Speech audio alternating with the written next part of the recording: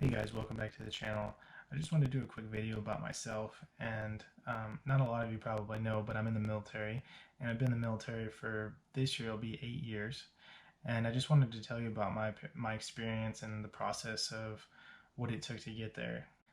I joined almost 8 years ago. It was August 16th, 2011, and a lot of people who join the military know that date, just because that's the date that is going to be impacted in your life for pretty much until you retire or until the end of your enlistment. So I originally signed up for 4 years, and I wasn't planning on doing anything longer than that. I was stuck in a dead end job. I didn't have anything going for me back where I was from, and my parents were in the military, and they kind of encouraged me and gave me that extra push to, hey, the military might be a good thing for you. They were both in the Army, and they said the Army might not be a good fit for you. So my mom was in the ROTC program in the Air Force before she joined the Army, and she said that that might be a better fit. So I went and talked to a recruiter, and within 3 months, she had a job secured for me. And prior to going into the military, I went to college to become a firefighter. And I told my recruiter, I said, the only job that I want is a firefighter. So if you can't get me a firefighting job, I don't want it. Lo and behold, she came up with a firefighting job, and I ended up taking it. So 3 months later, I was out, and I got on the bus to go to the hotel, because the first night they put you in a hotel, and you have to, as far as my experience goes, I stayed with one other person that I didn't know, and he had his own bed and I had my own bed. And then the next day we woke up early and we caught a flight to San Antonio. And so we got on the flight to San Antonio, and then after that we got on a bus. We met the drill, or it wasn't even a drill sergeant, we met military people in the airport, and they told us to get on the bus. So we got on the bus, and we still had our phones and everything like that. This is pretty much our last, telling our families and everything, hey, we're on the bus, we're getting ready to go, love you, whatever. So we get on the bus, take the drive. I forgot how long it was. And as soon as we get off the bus at the base, drill sergeants are there waiting for us, and they're telling you the whole thing, hurry up, get off the bus, get off the bus. And so there's little footprints on the ground, on the concrete, when you get off the bus, and they tell you to stand right there and then put your hands behind your back, like in the parade rest position. Of course, you don't know it at the time. And so, they're just sitting there, telling you, hey, put your stuff down, stand in this position. It's a real intimidating thing. And so you get done with that, and for me, I sweat really easily. I'm from the Midwest, and so I'm dying. The humidity's killing me. And so that night, you take a urinalysis test, and you don't get to go to your dorm until everyone's completed. So obviously, some people need to go, some people don't. So I don't think that we got into our actual dorm room until maybe 2, 3 o'clock. And so you take a shower when you get there, and then you're in your civilian, you get back into your civilian clothes or the extra set that you brought. And then you're in that bay area with the bunk beds and everybody just in that room. There's two bays. There's an A bay and there's a B bay. And so you get your assigned bunk, and it has your wall locker and everything next to it. And so that night, I'm 21 years old at the time. I've been away from my parents, it's nothing for me because nothing's even happened yet.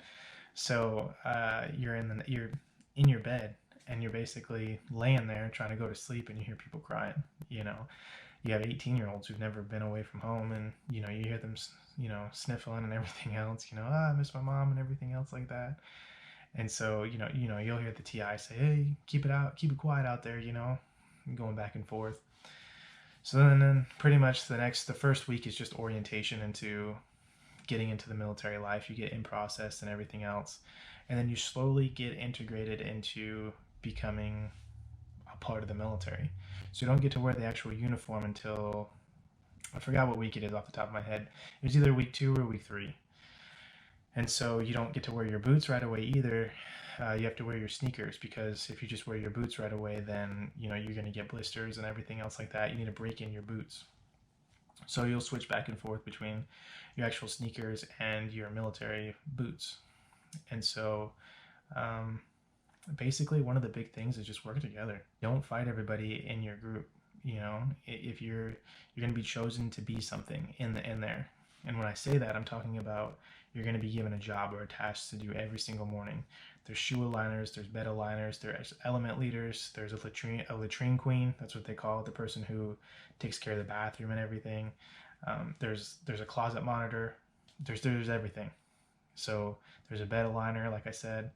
Um, the best thing is just to make sure that you're doing your job to the best of your ability, because that TI is going to come through and he's going to look at your stuff, and if it's messed up, he's going to mess it up even more, and he's going to say do it right, you know.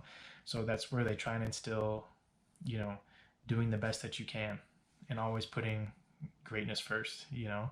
So when you're in that position, if it is off a little bit, don't argue with them. Just all right, I'll fix it, you know, no big deal. Because that's the thing is you have nothing but time in basic. You're just waiting out your time basically. And so when I went, it was for 8.5 weeks. And one of the big things that they try and get you with is recycled. You don't want to get recycled. Your family's coming, you know, they're going to try and push that on you. You don't want to get recycled because your family already bought your ticket and they're already coming, you know, for your graduation. So just make sure that everything's squared away. Make sure you're paying attention to what the TI is saying. You know, if it's supposed to be a certain way, make sure it's that way. And one thing that helped me is I had people that I never even knew, but I had them as like, you know, I lived next to them for a couple weeks. So I'm like, hey, can you come check my wall locker? Can you make sure my uniform's squared away? You know, just double check your stuff and make sure that it's right. And if you do that, you'll be squared away and you won't have any problems whatsoever.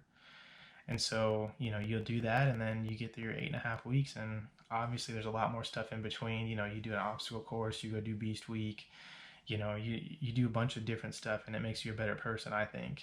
And you won't forget that stuff. But the only way that you're going to learn is if you go do it. And so, one of the other things that I want to talk about is food. So, you get to go to the chow hall and everything else. And when you're there, you sit down at a table of four. So people, you sit down as you come. So you're not going to be able to go sit with your best friend. You're going to, as you come in line, that's where you're going to go sit. And so one of the things that you want to make sure that you do is finish your food at the same time. So you're not supposed to pick your head up and look around and, you know, just lollygag while you're eating there. You're there for a purpose. You're there to eat. So when you get your food, you're supposed to, you know, get to it. Look at your plate. Look at your other person's plate. Don't scarf down your food right away if everybody else on the table isn't done. They will get so upset with you if you just get up, because then the TI is going to say, "Oh, you're done. Everybody else is done. Let's go." You know, so just make sure that you're paying attention to that. That's one of the big things, because when you get back to the, you know, your dorm, everyone's gonna be like, "Hey, what the heck, man? Like, why'd you do that?" So just make sure you're paying attention to that. Another thing is that you can do while you're there. It's called KP, Kitchen Patrol, and so I only did it once because I hated it. You get different positions that you work throughout the whole entire day, and you're basically just working in the kitchen. You're not making any of the food or anything like that, but you're cleaning the pots and pans. You're going and washing the tables after people are done. You're mopping the floors. You're doing silverware. It's just different things. So when I went through, they asked you. They didn't ask you per se. They're just like, hey, who's really good at washing stuff? All right, cool. You're gonna be in pots and pans. Who's really meticulous about things and how they like it? All right, cool. You're gonna do forks, you know, and get all that food out of there. So just pay attention to how they're wording it, and if something sticks out to you and that's what you want to do, by all means, raise your hand. One of the great things that comes through is church. Even if you're not religious, go to church. It's every Sunday, and it's just a nice break. It's a nice break to get away from, you know, just the everyday grind for 8.5 weeks of just this is the same thing that we're doing over and over and over. It's nice to just go to church, kind of relax a little bit. You know, no one's there to yell at you, and just, you know, let loose for a little bit. They got everything that you can imagine there. So just make sure that you take advantage of that opportunity, because it's a nice, like I said, it's a nice break and it's a nice switch up from everything else that's going on. You're gonna have to go in uniform, obviously, um, but just take advantage of that for sure. So one of the other things that I want to talk about is like your last week there. Your last week there is going to be awesome because you're so close and you can feel it, and you know your family's coming and you know that they're coming. That's just such a great week. And so it's called base lib when you go. And so When I was there, we only got 2 days that we got to be with our family. The day that we graduated, we were on the parade field and everything. We got the second half of that day to just go do whatever we wanted to do downtown with our families. And I guess it just depends on your TI and how good that your flight is, because other flights didn't get to go off base. They all had to stay on base. And so um, just make sure that you're doing your job. That's all I can say. And make sure that everybody's doing their job to the best of their ability. So then when it comes down to doing base lib and everything, everybody gets the max that they can. You know, you don't want to just have one day with your family in San Antonio. You know, that's going to be kind of ruined. So just make sure you take advantage of it. And one of the big things that they're going to say is make sure you're back by this time. Make sure everybody's back by that time, because if they're not, the next day they're going to cut it short, or you might not get it at all. So just make sure you're paying attention to that. If you guys have any questions or anything like that, just drop them in the comments below and I'll be happy to answer anything that you guys have. If you guys really like this video, please subscribe to the channel and I'll have more military content, and I'll talk about tech school and more about being a military firefighter. So until next time, we'll catch you in the next video.